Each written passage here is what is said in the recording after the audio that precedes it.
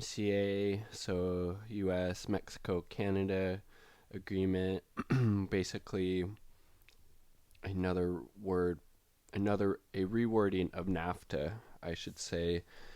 And this is an article from the American Prospect by David Dayen.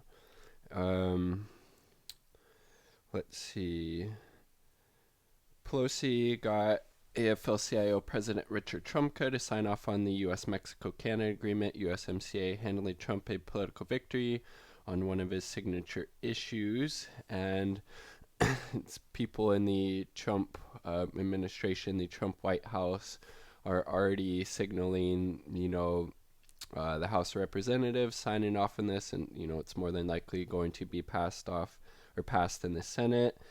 This was from White House Press Secretary Stephanie Grisham in reference to the USMCA, quote, the biggest and best trade agreement in the history of the world. Obviously, that's hyperbole, and this, the USMCA comes nowhere near to being a perfect trade deal in any way, unless, you're maybe one of the wealthy transnational corporations that would benefit from something like this. But, as David Dayen, calls it a nothing burger. And the only real positive that came from this that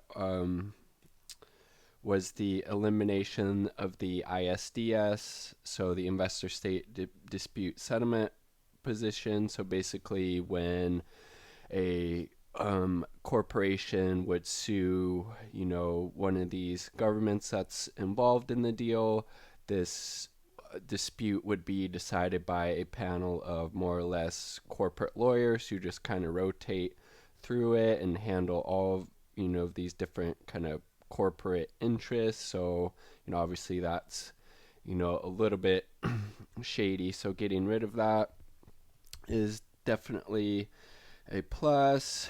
And then it talks about a bad provision, the extension of legal immunity for tech platforms over user-generated content was put into the trade deal for the first time.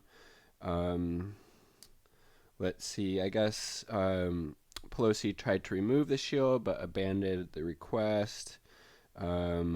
She did succeed in removing a provision for Big Pharma that extended exclusivity periods for biologics. Let's see, and then the Sierra Club, I should say, criticized the USMCA and referred to the deal as, quote, an environmental failure because won't have any binding standards on clean air or water or climate goals. Obviously, pretty important given the state of our environment and the existential threat that climate change poses to all of us as a species. And then basically, a big question that David Dayen points out in this article, would the labor laws imposed at Mexico hold, improving their lot while giving U.S. manufacturing workers a chance to compete? And then he brings up the point, why would the U.S. reward Mexico with a trade deal update when trade unionists in Mexico are repeatedly being kidnapped and murdered? So it seems a little interesting why you would reward Mexico with, this new trade deal when people in the trade unions there are being kidnapped and murdered. That seems a little odd, I would think. And then, so the head of the AFLCIO, Richard Trumka, lauded this agreement for the labor enforcement, noting provisions that it makes it easier to prove violations, including violence against workers, rules of evidence for disputes, and inspections of Mexican facilities, a key win. But David Dayen said that he had been told that the AFL-CIO did not see any of the details of the exact bill or this legislation before signing on to support it, and it also wasn't up to a union vote by union members. So that seems, pretty suspect in my opinion. Why would this, union leader, Richard Trumka in this case, sign off on this bill, something that's, going to have, pretty big impact on his union members without seeing the exact details? That seems a little fishy on my from my perspective. And like I said, yeah, no vote by union leaders, just a briefing from the AFL-CIO. There's at least one union, the machinists, who remains opposed, and then the others have been non-committal until they see the full text, which it appears that none of these union groups have seen, but the AFL-CIO nonetheless support this. And then so day in this article from the New Prospect, why did Trumka support this?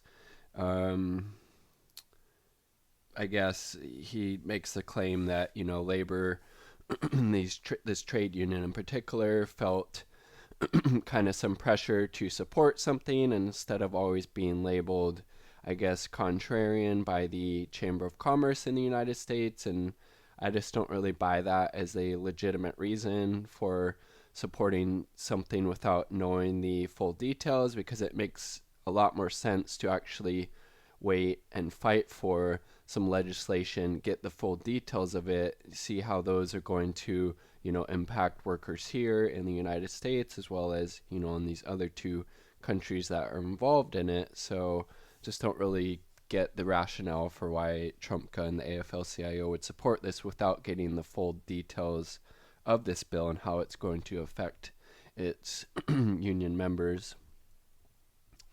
And then also from the just the political strategy perspective of it, you're handling Trump and his administration a huge political win right while you're trying to move the impeachment process along. And how are you going to gain any momentum for that process if that's something you're really concerned about, while you're handing him this huge victory on the other hand? And Trump campaigned about bringing jobs, these manufacturing jobs back, and now he can go on the campaign trail and talk about this is the best, the biggest trade deal the United States, the world has ever seen, and I was able to do this while nobody else was. I'm bringing these jobs back. Everything's going to go great.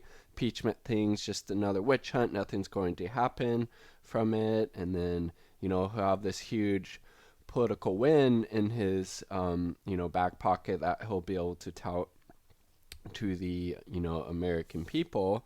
And so just from a political strategies perspective, and as well as the timing of it, right while this these impeachment hearings are happening, he has this huge political victory on the other hand. So it does, like, what WTF, what are the Democrats, like, what are they doing right now?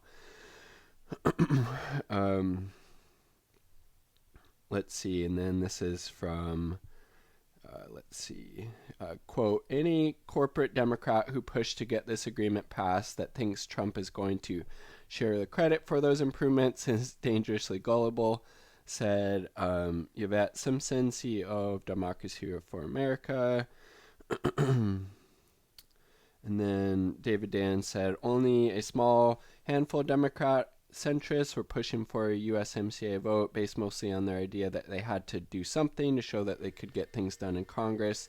Now that they've got it, they'll have to live with the consequences. So yeah, it's very, very interesting, just the timing of this vote, as well as the union support, the implications that it has for the Trump administration, be able to use it as a political win for them and be able to tout it going into the 2020 presidential race, as well as the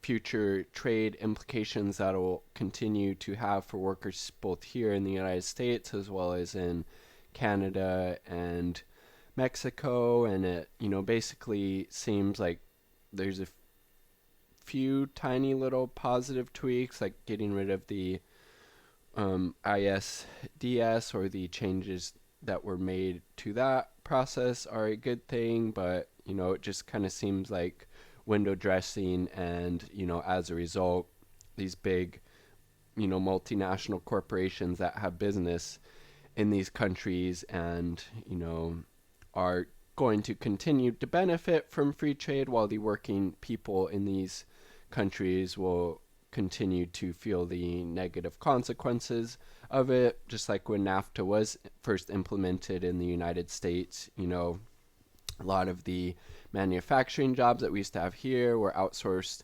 to Mexico, where the people there were paid a lot lower wages, didn't have as good of benefits and things like that. And then obviously hurting both the workers here, and then once the Mexico market was opened up, our subsidized corn flooded that market, causing a lot of farmers in Mexico into poverty, or to lose their occupation farming, because they couldn't compete with these corn that was just being dumped into the Mexican market, so they weren't able to survive. And free trade, it really is only free trade of capital, free movement of capital, and not of people, and as a result doesn't benefit them. And I think the USMCA will just be a further kind of example of that going forward. But I would love to hear your thoughts on this trade bill, like especially with regards to the timing of it. Why